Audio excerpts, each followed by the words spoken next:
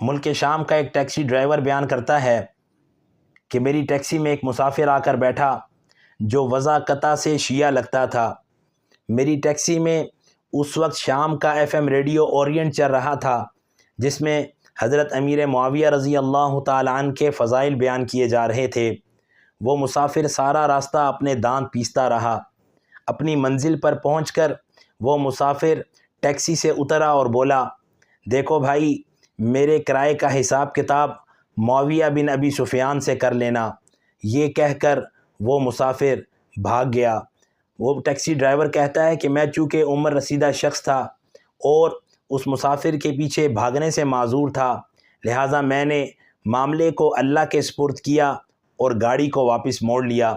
وہ taxi driver کہتا ہے کہ ابھی کچھ دیر ہی گزری تھی کہ گاڑی کی پچھلی سیٹ سے ایک موبائل فون کی آواز سنائی دی۔ میں نے گاڑی کو سائڈ پر لگایا اور جب پچھلی سیٹ پر دیکھا تو انتہائی قیمتی جدید ترین موبائل فون پر کال کی گھنٹی بج رہی تھی۔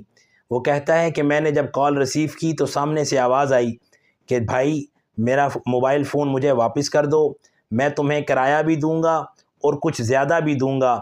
وہ شام کا ٹیکسی ڈرائیور کہتا ہے کہ میں نے اس شخص کو کہا کہ میں نے تو اپنا کرایہ معاویہ بن ابی سفیان رضی اللہ تعالی عنہما سے وصول کر لیا ہے، اب تم اپنا موبائل امام خمینی سے وصول کر لینا۔